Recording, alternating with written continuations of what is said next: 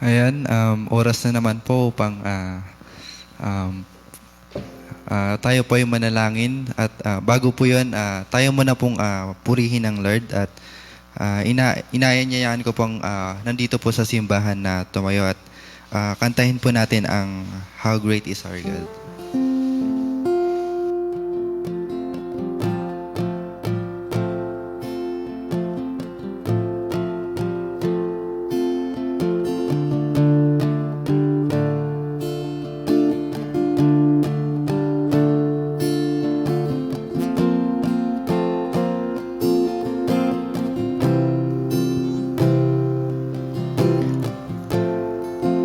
Of the King,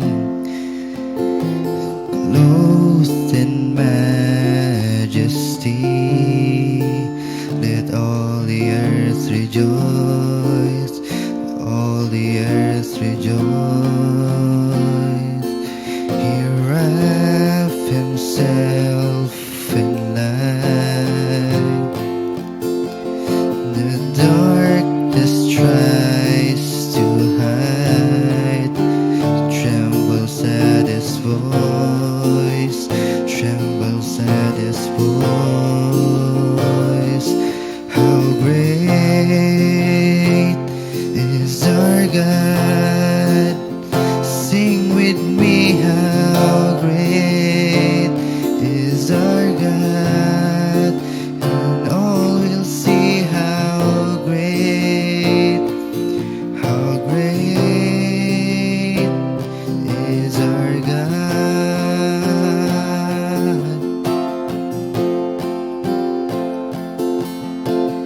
Age to age He stands,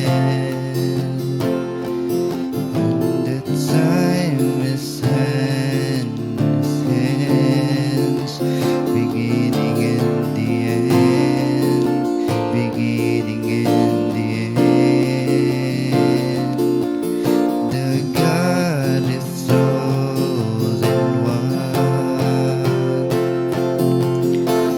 Father, Spirit, Son, the Lion and the Lamb, the Lion and the Lamb.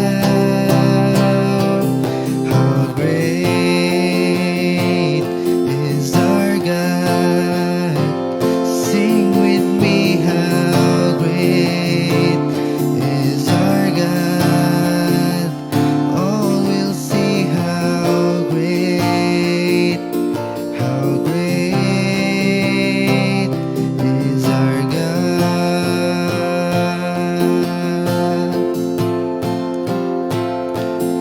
How great is our God?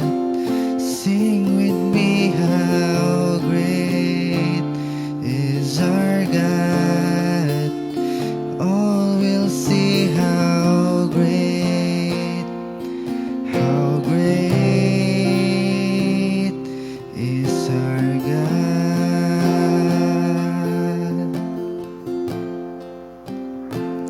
Yes, Lord, pinupuri at sinasamba po namin ang iyong banal na pangalan, O Lord God. We praise your name, O Lord God.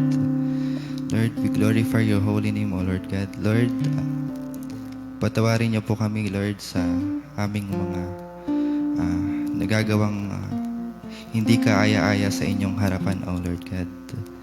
Lord, gawin niyo pong pagkalinisan niyo po, Lord, yung puso at isipan, Lord, ng bawat sa amin, O Lord God, upang maging kalugod-lugod kami sa inyong harapan, O Lord God.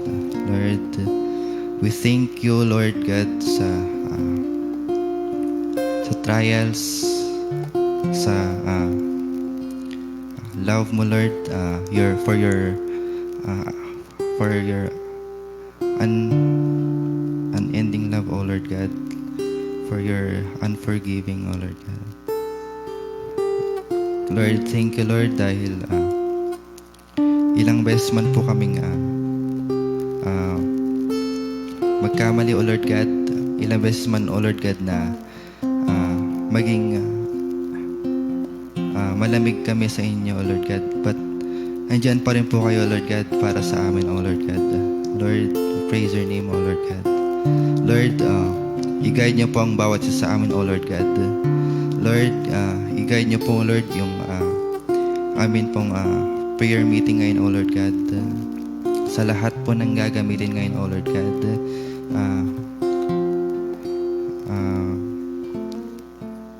Gawin niyo pong tama, O Lord God, yung motibo ng bawat isa, O Lord God. Lord, move mightily, O Lord God, sa buhay ng bawat isa sa amin, O Lord God. At pinabalik na po namin ang lahat ng papuri at pagsamba. In Jesus' name, Amen.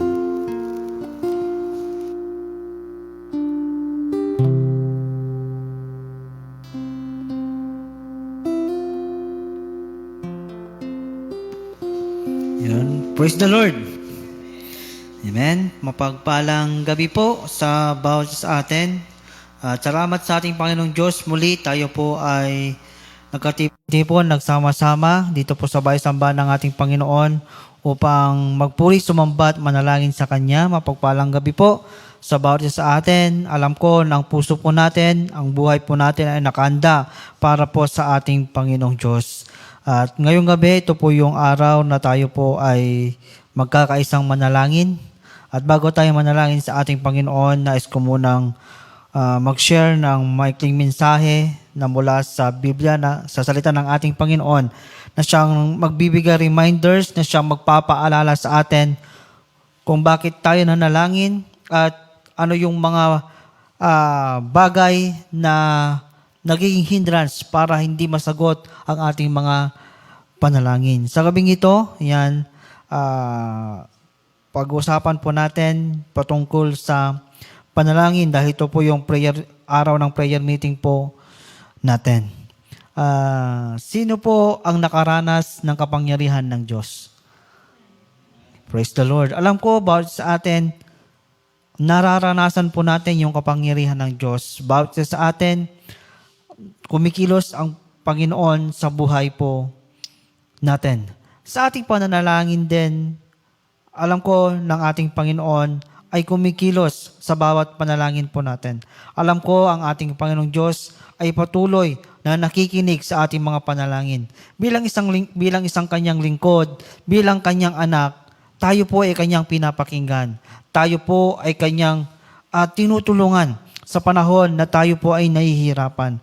Ngayong gabi, nais ko lamang pong i-remind sa bawat sa atin kung ano yung mga hindrance, kung bakit hindi natin nararanasan ang hindi sinasagot ng Diyos ang ating mga panalangin. Alam ko, naririnig nyo ito, minsan paulit-ulit nang naririnig ninyo. Ngayong gabi, nais ko lamang i-remind muli sa bawat isa sa atin na kung bakit hindi nasasagot ang ating mga panalangin dahil sa mga bagay na ito. Alam natin ang Diyos, pinapakinggan niya ang ating mga panalangin. At andoon yung kapangyarihan niya na binibigay sa atin at sa kanyang pagsagot sa ating mga panalangin. Ano nga ba, ano yung mga hindrance sa pagsagot ng Diyos sa ating mga panalangin? Una po, ano ang nakalagay in the book of James, chapter 1, verse 5 to 8? Ano po ang sinabi niya dito? James chapter 1, verses 5 to 8. Ganito po ang kanyang pagkasabi. Ito po yung isang rason kung bakit hindi nasasagot ang ating mga panalangin. Verse 5, ngunit kung ang sino man sa inyo ay kulang sa karunungan, humingi siya sa Diyos at siya'y bibigyan, sapagkat ang Diyos ay nagbibigay ng sagana at hindi nanunumbat. Subalit ang humihingi ay dapat magtiwala sa Diyos at huwag nang mag-alinlangan, sapagkat ang nag-aalinlangan ay parang alon sa dagat na itinataboy ng hangin kahit saan. Huwag umasang tatanggap ang anuman mula sa Panginoon. Ang taong pabago-bago ang isip at di alam kung ano talaga ang nais niya. Anong makita po natin dito na hindrance kung bakit hindi nasagot o hindi sinasagot ng Diyos ang ating mga panalangin? tayo po ay kulang sa pananampalataya. Tayo po ay may doubt sa ating Panginoon. Tayo po ay may doubt sa ating mga panalangin. Lack of faith po tayo. Kulang na kulang tayo sa pananampalataya. Kung bakit hindi sinasagot ng Diyos, ito po yung isang rason. Di ba, lagi natin napapakinggan na sinasabi mismo ng ating Panginoong Jesucristo na kapag manalangin ka, kailangan mong samahan ng pananampalataya. Anong sinabi niya in the book of Mark, in the book of Matthew, sa fig tree? Di ba? Kausap niya ang kanyang mga disipulo, ano man hilingin ninyo sa panalangin, ay tatanggapin ninyo kung kayo ay nananampalataya. Ang ating Panginoong Jesucristo mismo ang nagsabi nito, na kapag ikaw ay may pananampalataya, sasagutin ng Diyos ang iyong panalangin, anumang hilingin mo, sabi niya. Pero po in the book of James, kung ikaw ay may doubt sa iyong panalangin, pag ikaw ay may doubt sa iyong pananampalataya, hindi sasagutin ng Diyos ang panalangin mo. Kahit na 1 oras, 2 oras, 5 oras, 1 araw kang manalangin, kung andoon yung doubt sa iyo, expect na hindi masasagot ang iyong panalangin. In the book of James chapter 1 verse 5 to 8, sinabi niya mismo dito na wag umasang tatanggap ang sino mang mula sa Panginoon, ang sino mang pabago-bago ang kanyang isip. Kaya nga po sa atin, tignan po natin ang ating panalangin, ang ating pananampalataya kapag tayo po'y nanalangin. Kapag tayo ba'y nanalangin, kapag tayo ba'y lumuluhod, kapag tayo ba'y pumipikit, kapag tayo ba'y nagsasabi ng problema sa ating Panginoon, ay andoon ba yung buong pananampalataya natin? Nandoon ba yung tiwala natin sa ating Panginoon na magiging posible ang imposible? Ang Diyos, kayang-kaya niyang gawin lahat. Yung imposible, magiging posible sa Kanya. Dahil ang Diyos ay makapangyarihan. Ang Diyos ang siyang makakapagbago sa lahat ng sitwasyon na meron tayo. Pag may makaramdaman po tayo, buong buo ba yung pananampalataya natin na, Lord, may karamdaman ako, hiling ko yung kagalingan? Andun buong buo ba yung pananampalataya natin na kapag patawag sa ating manalangin, andun na yung faith natin? Kapag humiling tayo ng tulong sa ating Panginoon, andun na ba yung faith natin sa Kanya na ibibigay ng Diyos yung tulong niya sa atin? Lagi nating tatandaan, ito yung isang hindrance kung bakit nakakahadlang, kung bakit hindi na sinasagot ng Diyos ang ating panalangin. Kulang tayo sa pananampalataya sa Kanya. Kulang tayo sa pananampalataya. Kaya i-check natin yung puso natin, yung buhay po natin, kung naibibigay ba natin yung pananampalataya natin sa ating Panginoong Diyos. Pangalawa, reminders lamang po sa bawat sa atin. Alam nyo na to. Gusto ko lang i-remind bago tayo manalangin, gusto ko lang i-remind sa atin na kapag nanalangin tayo, kailangan buong 100% yung pananampalataya natin sa ating Panginoon. Kailangan 100%. Dahil sinabi na mismo ng ating Panginoong Jesucristo na kapag may doubt tayo, kapag kulang tayo sa pananampalataya, ay hindi masasagot yung mga panalangin natin. Ang nasasagot lamang ay yung buong-buong nagtitiwala o may pananampalataya sa ating Panginoong Diyos na makakaya niyang gawin yung mga bagay na inihiling niya. Pangalawa,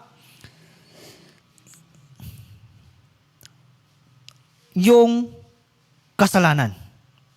Kung bakit then hindi sinasagot ng Diyos yung panalangin natin dahil sa kasalanan. Expect naman natin na kapag tayo nagkasala, ito yung naging hindrance sa atin, sa ating Panginoong Diyos. Ito yung nagiging barrier po natin para hindi makalapit sa ating Panginoon. Kapag tayo po yung may kasalanan, kapag tayo po ay punong-puno, kapag tayo po yung nagkasala, di ba, sa prayer po natin, sa nilalaman ng ating prayer, Lord, patawarin mo ako sa aking pagkakasala. Lord, linisin mo ako sa aking pagkakasala. Kasi nga po, yung kasalanan ay ito yung isang hindrance kung bakit kung bakit hindi sinasagot ng Diyos ang ating panalangin. Di ba sa pattern of prayer, mas nauna yung paghingi ng tawad kaysa sa paghiling? Di ba? Mas nauna yung asking for forgiveness kaysa sa paghingi sa ating Panginoong Diyos. Dahil ang kasalanan ay ayaw ng ating Panginoong Diyos at ito yung naging hindrance sa atin. Anong sinabi ng Book of James, chapter 5? James chapter 5, verse 16. Verse 16. Kaya nga ipagtapat ninyo sa inyong mga kapatid ang inyong mga kasalanan at ipanalangin ninyo ang isa't isa upang kayo'y gumaling. Malaki ang nagagawa ng panalangin ng taong matuwid. Sinabi niya na dito na kung kaya nga ipagtapat ninyo ang inyong kasalanan sa kapatid at kayo'y magpanalanginan. At anong sinabi niya sa bandang huli? The prayer of a righteous man is powerful and effective. Napakaliwanag din dito. Kapag tayo po ay naging malinis sa harapan ng ating Panginoong Diyos, kapag naias na natin yung kasalanan natin sa ating Panginoon, yung pagpapatawad ng Diyos sa ating mga kasalanan, expect po natin yung kasagutan ng Diyos sa ating panalangin. Expect natin yung kapangyarihan ng Diyos na maranasan natin dahil sinabi niya na mismo dito sa verse 16, sa pinakababa, na malaki ang nagagawa ng panalangin ng taong matuwid. Siyempre, tayo po ay anak ng Diyos. Tayo po ay lingkod ng Diyos. Tayo po ay matuwid sa harapan ng ating Panginoon. Tinuwid ng ating Panginoong Diyos. Nilinis tayo ng ating Panginoong Diyos. Pero andun pa rin yung kasalanan sa atin. Andun na nakakagawa pa rin tayo ng kasalanan. Kaya nga andoon pa rin yung lagi nating paghingi ng tawad sa ating Panginoon tuwing nananalangin po tayo. At dito, yung pag-ask natin ng forgiveness sa ating Panginoong Diyos, nagiging malinis po tayo kapag buong puso po tayong humingi ng tawad sa ating Panginoon, nagiging malinis po tayo, nagiging righteous tayo sa harapan ng ating Panginoon. At eto na, sinabi niya na, the prayer of a righteous man is powerful and effective. Dahil lagi matuwid na po tayo, malaya na tayong makakapunta sa trono ng biyaya ng ating Panginoong Diyos. Sasagutin ng Diyos at ibibigay ng Diyos ang ating mga kahilingan. In the book of 1 John 3:22, anong sinabi niya dito? 1 John 3:22.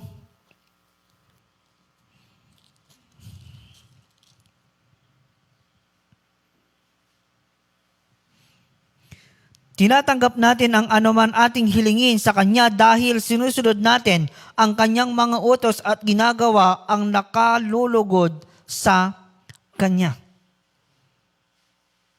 Ito na napakaliwanag, 1 John 3:22, na tinatanggap natin ang anumang hilingin natin sa Kanya dahil sinusunod natin ang Kanyang mga utos at ginagawa ang kalugod-lugod sa Kanya. Tayo po ay magiging righteous dahil sa paghingi natin ng tawad at sa ating gawa natin ng kalooban ng Diyos sa ating buhay. Kung titignan po natin in the Old Testament, yung mga lingkod ng ating Panginoong Diyos, yung mga father of faith po natin, tinawag silang righteous. Bakit? Sila ay naging matuwid sa harapan ng ating Panginoon. Tinawag silang righteous dahil sinusunod nila ang inuutos ng Diyos sa kanila. Tignan po natin si Elijah sa bandang baba ng book of James chapter 5. Si Elijah, nung siya po'y nanalangin na huwag umulan, hindi umulan. Mababasa natin yan in the book of 1 Kings chapter 18 verses 41 to 45. si Elijah ay isang taong matuwid. At nakita po natin yung paghingi niya o yung panalangin niya kay Yahweh sa ating Panginoong Diyos at ito po ay dininig ng Diyos. Siya po ay righteous, siya po ay matuwid sa harapan ng ating Panginoon. Ganon din po tayo. Kung bakit hindi nasasagot ng Diyos ang ating panalangin dahil sa kasalanan at hindi tayo naging matuwid sa harapan ng ating Panginoong Diyos. Pangatlo, kung bakit hindi nasasagot ng Diyos yung ating mga panalangin o hindi nangyayari ang ating panalangin. Pangatlo, ito po ay hindi kalooban ng Diyos. Hindi po ito kalooban ng Diyos. May mga panalangin tayo na minsan hindi kalooban ng Diyos. May mga panalangin tayo na kalooban ng Diyos. Expect natin na minsan kung may tayo po, nanalangin tayo na minsan against ang ating Panginoon. Kaya wag natin expect din na lahat ng prayer po natin ay mangyayari mangyayari. Dahil ang sinasagot lamang, ang ginagawa ng Diyos o tinutugon ng Diyos ng mga prayer po natin kung ito po ay kanyang kalooban. Napakaliwanag na sinabi niya in the book of 1 John chapter 5 verse 14. 1 John 5:14. Sabi niya dito, may lakas loob tayong lumapit sa Kanya dahil alam nating ibibigay niya ang anumang hingin natin kung ito'y naaayon sa Kanyang kalooban. Kung ito'y naaayon sa Kanyang kalooban. Napakaliwanag na po na sinabi niya dito, na kung ito'y kalooban ng Diyos, ibibigay niya yung prayer po nating iyon. Kung ito po hindi niya kalooban, expect na may ibang isasagot ang Diyos sa panalangin mo. Hindi naman niya i-chapera yung prayer mong yun eh. Meron siyang ibibigay na ibang sagot sa panalangin mo na hindi mo ine-expect. Nanalangin ka ng kotse, hindi pala ito kalooban ng ating Panginoon. Ang gusto pala ng kalooban ng Diyos ay barko. O, di ba? Nanalangin ka ng bike, hindi yun pala kagustuhan ng Panginoong Diyos na service mo para sa ministry. Motor pala ang gusto niyang ibigay. Di ba? Meron yung mga bagay na gano'n na sa prayer po natin, hindi niya kalooban pero sasagot siya ng ibang bagay na kalooban niya. At expected natin na may mga prayer po tayo na talaga hindi sinasagot dahil hindi niya kalooban at kung hindi niya ito kalooban, talagang hindi niya sasagutin. Kaya nga po ngayong gabi, ito po ay naging reminders po sa bawat sa atin na yung mga hindrance ng mga panalangin po natin, yung mga nakakahadlang sa mga panalangin po natin ay yung mga bagay na ito. Kung bakit hindi nasasagot yung prayer po natin because lack tayo o kulang tayo sa pananampalataya. Ano pa? Dahil sa kasalanan. At yung pangatlo, hindi ito kalooban ng Diyos.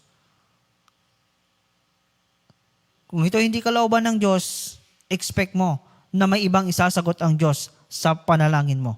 Ngayong gabi, tayo pong lahat ay mananalangin. Tayo pong lahat ay dudulog sa harapan ng ating Panginoon. Tayo pong lahat ay magsasabi ng mga kailangan, ng mga problema natin sa ating Panginoon. Sasabihin ko din ngayong gabi, ibigay mo ang buong tiwala mo sa ating Panginoon. Hilingin po natin yung pagpapatawad ng Diyos sa ating mga kasalanan at tayo po ay maging matuwid sa Kanyang harapan. At ipanalangin po natin na kung ito po ay Kanyang kalooban o ano yung Kanyang kalooban. Kaya nga minsan sa prayer po natin, isama natin na Lord, let your will be done. Kung ano yung kalooban mo, yun ang siyang masusunod. Kaya sa prayer din po natin, tulungan mo ako na masunod ang iyong kalooban. Kaya ngayong gabi, manalangin po tayo sa ating Panginoong Diyos na pinaglilingkuran, na ating Panginoong Diyos na siyang makapangyarihan sa lahat, na kayang-kaya niyang baguhin ang ating buhay, ang buhay ng tao, ang buhay ng sitwasyon, na mga sitwasyon po natin. Lakasan po natin o palakasin po natin ang ating pananampalataya. Humiling tayo ng kapatawaran at yung panalangin nawa natin ay alam nating kalooban ng Diyos. Yun po ang salita ng ating Panginoong Diyos na siyang magre-remind po sa bawat isa sa atin. Dahil na po ay pupunta sa ating pananalangin. Pupunta po tayo sa ating mga lugar kung saan po tayo manalangin sa ating Panginoon. Ulitin ko po, manalangin ka ng buong pagtitiwala sa ating Panginoon. Manalangin ka sa ating Panginoong Diyos ng buong puso. Punta na po tayo sa ating mga lugar kung saan po tayo mananalangin.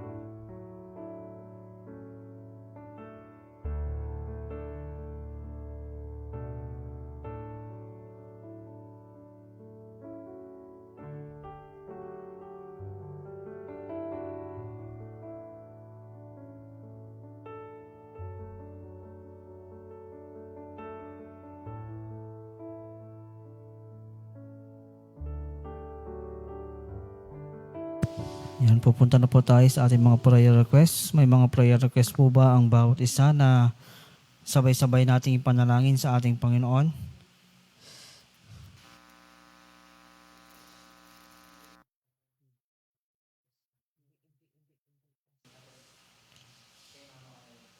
Yan, pag-pray po natin healing kay Brother Manny, kay Sister Arlene, at kay Lawrence. Yan, pag-pray po natin sila. Sino po yung mga nangangailangan ng prayer sa healing? Wala na po ba? Sa online.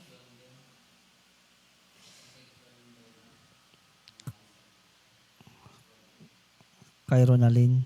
Yan, pag-pray po natin si Madam Ronalyn. Yan, complete healing din kay Brother Roger. Yan, pag-pray po natin si Madam Ronalyn, knowledge and wisdom, protection and guidance. Doon po sa sa Lingayen.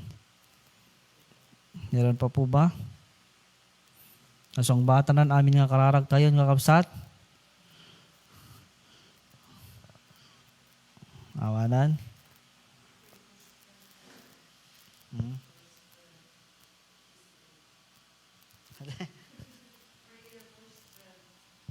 Kanino? Pag-pray po natin si ate Nyalakas. Maan, yan. Strength sa kanya. Yan. Physically. Yan. Pag-pray po natin si ate Maan for strength physically. Yan. Sa kanyang pag-OGT, yan, patuloy na karunungan, katalinuhan na ibigay sa kanya ng ating Panginoon. Wala na po ba? Yan, kung wala na, tayo pong lahat ay tumayo sa gabing ito. At sabay-sabay po natin, samahan niyo po kami, sabay-sabay po natin sabihin yung mga taong nangangailangan ng panalangin ngayong gabing ito. Tayo pong lahat ay yumuko at manalangin. Father God in heaven, sa oras pang ito, muli kami ay lumalapit sa iyong banal na trono. Patuloy, Panginoon, na nagpapasalamat. Dalalang po namin, Panginoon, na sa aming mga personal na prayer, Panginoon, ay pinakinggan mo po ang aming mga request, ang aming mga panalangin. Buong puso kami nagtitiwala dahil alam po namin, Panginoon, na ikaw lamang ang may kakayahanan na siyang tumugon sa aming mga panalangin, na siyang gawin yung mga panalangin po namin. Ikaw lamang, Panginoong Diyos, ang makakagawa ng imposible sa mga posibleng mga bagay, Panginoong Diyos. Salamat sa kasagutan sa aming mga panalangin, Panginoon, sa aming mga individual prayer. Alam po namin, Panginoon, ang aming mga panalangin na ito ay nakarating na sa iyong banal na trono. Sa pagkakataon na ito, Panginoong Diyos, nagkakaisa kaming itinataas si Ate Maan, Panginoong Diyos. Lord, ikaw po ang patuloy na tumulong sa kanya pag-OGT. Patuloy, Panginoon, na kalakasan ang ibigay mo sa kanya, sa kanyang ginagawa, Panginoong Diyos. I-sustain mo po ang kalakasan sa kanyang physical na katawan. Patuloy mo siyang bigyan ng karunungan, katalinuhan na nanggagaling sa iyo, Panginoon, upang magawa po niya yung mga bagay na ginagawa po niya, Panginoon. At patuloy, Panginoon, na kumilos ka sa kanyang buhay. Patuloy, Panginoon, na i-bless mo po siya at makita po sa kanyang buhay, Panginoon, na mayroon kang Diyos na siyang pinaglilingkuran po niya. Salamat, Panginoong Diyos, dahil sa iyong ibibigay na kailangan po ni Ate Maan, Panginoong Diyos. Salamat, Panginoon, sa kalakasan. Salamat sa patuloy na pagtugon mo, Panginoon, sa kanyang mga pangangailangan, sa kanyang pag-OGT, Panginoon, sa kanyang ginagawa sa bawat araw, Panginoon Diyos. Salamat po, Panginoon. At tinatas din po namin si Madam Ronalyn, Panginoong Diyos, na sa Lingayen po ngayon. Patuloy, Panginoon, nabigyan mo din siya ng karunungan, katalinuhan, knowledge and wisdom, Panginoon, sa kanyang kailangan, sa kanyang ginagawa, Panginoon, sa Lingayen, Panginoon. Tulungan mo po siya at patuloy sustain mo po, i-provide mo po kanya pangangailangan at patuloy, Panginoong Diyos, na ang iyong kapangyarihan ang maranasan din po niya. At itinasa din po namin, Panginoon, yung may mga karamdaman. Si Brother Roger, Panginoon Diyos, si Brother Manny, si Lawrence, Panginoon, si Sister Arlene, Panginoon Diyos. Kung sino man, Panginoon, na member po ng iglesyang ito na may karamdaman o member po ng aming pamilya, lahat po sila, Panginoon, ay tinatas po namin sa iyong harapan. Alam po namin ang kagalingan ay nanggagaling lamang sa iyo, Panginoon Diyos. Kaya, Panginoon, sa gabing ito, ikaw na po ang humipos sa kanila. Ibigay mo po ang kalakasan, ibalik mo po ang kalakasan sa kanila, Panginoon Diyos, yung sigla ng kanilang physical na katawan, Panginoon. Alam po namin, Panginoon, na sakit, Panginoong Diyos, ay atake ng diablo sa aming mga pisikal na katawan, Panginoong Diyos, sa kayong ngayong gabi. Winawasak po namin ito sa pangalan ni Jesus. Sa pangalan ni Jesus, Panginoon, ikaw po ang patuloy na magparanas ng kagalingan sa mga kapatid naming ito nangangailangan ng kagalingan, Panginoong Diyos. Salamat sa kagalingan ng ipagkakalob sa kanila. Salamat, Panginoong Diyos, sa iyong kapangyarihan na maranasan po nila na kagalingan. Salamat, Panginoong Diyos. Salamat po. At patuloy, Panginoon, tinatasin po namin ang aming iglesyang ito, Panginoong Diyos. Sa lahat po, Panginoon, ng member po ng iglesyang ito, mula sa pinakabata hanggang sa pinakamatanda, Panginoong Diyos, patuloy mong i-bless ang buhay po ng bawat isa. Patuloy na manguna ka, Panginoon, sa buhay po namin. Patuloy na loobin mo po ang aming mga buhay. Tulungan mo po kami, Panginoon, na magampanan po namin ang aming mga trabaho bilang iyong lingkod, Panginoong Diyos. Yung mga duty po namin bilang isang Kristiyano, Panginoong Diyos. Tulungan mo po kami, Panginoon. Patuloy mong i-remind sa bawat isa sa amin, Panginoon, na kami ay yung lingkod at dapat po namin gawin yung mga trabaho po namin para sa iyo, Panginoong Diyos. Tulungan mo po kami, Panginoon. Wala po kami magagawa kung wala ang iyong tulong, Panginoon.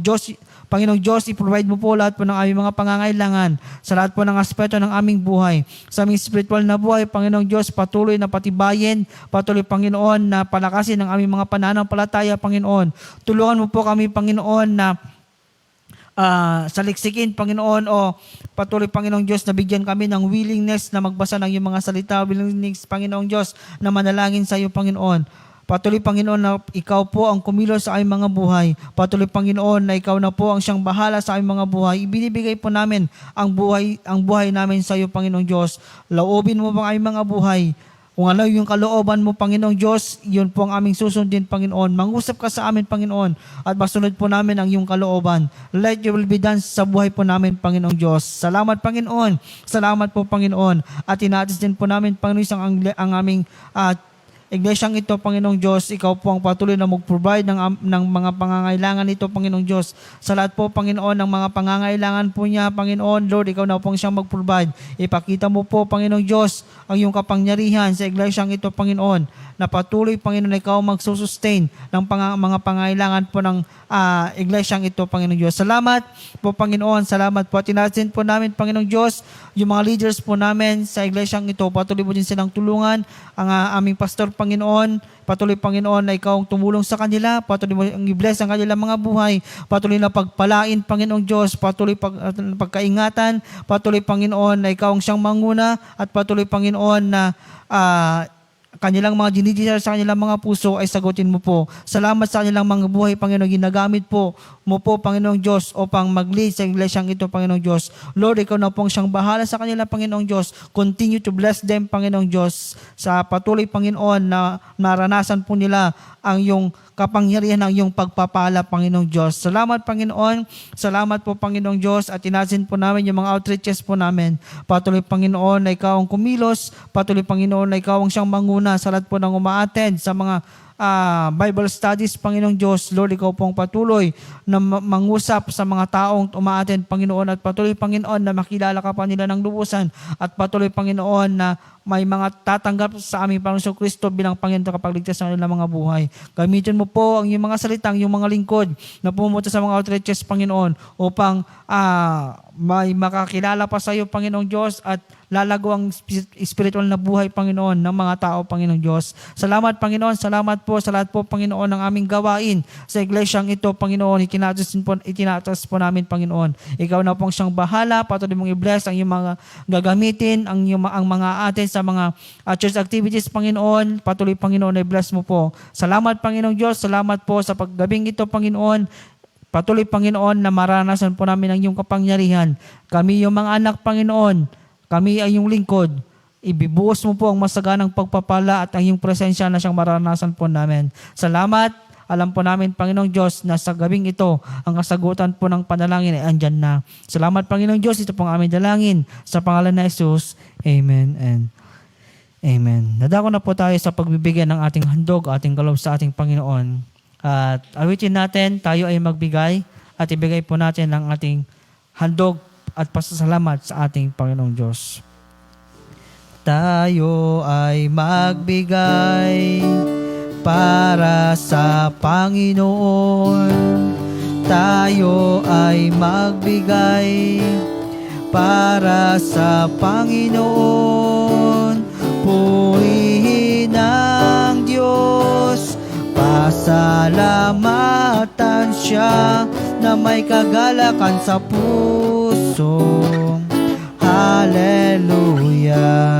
Tayo pong lahat ay umuko at manalangin. Father God in heaven, sa oras pong ito, salamat Panginoon sa mga pagpapala na natanggap po namin Panginoon. At andito po ang mga offering po namin. Tanggapin mo po Panginoon ito bilang matamis na samiyo sa iyong harapan at gamitin mo po ang mga offering na ito na magagamit po sa kalalawak na iyong gawain. Patuloy mong pagpalain ang bawat isa sa amin.